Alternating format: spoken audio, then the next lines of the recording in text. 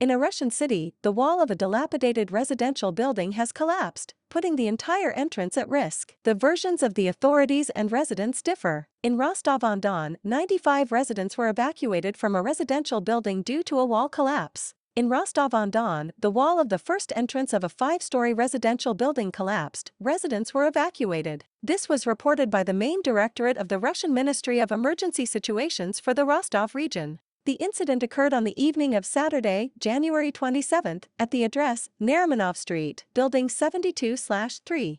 95 people were evacuated from the building. There were no injuries. The ministry clarified that the house was disconnected from gas supply.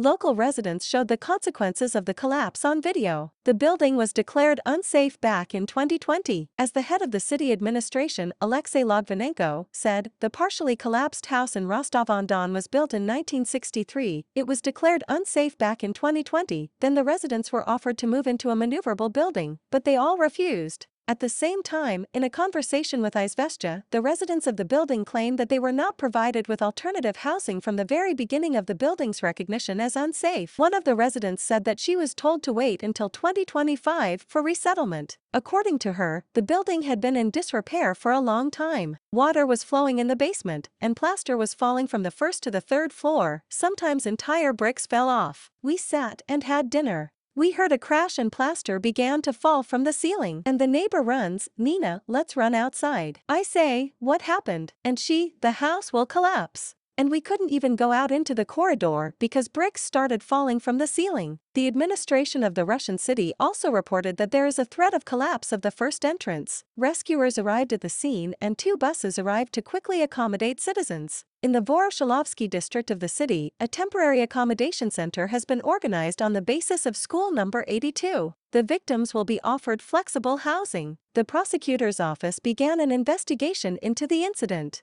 Deputy Governor of the Rostov Region Sergei Bodryakov also said that the authorities could introduce an emergency situation in the area of the house collapse. He clarified that 247 people were officially registered in the apartment building, but at the time of the incident there were 95 people in the building. Bodryakov emphasized that one of the important issues on the agenda is the allocation of funds from the regional budget for the purchase of apartments for homeowners.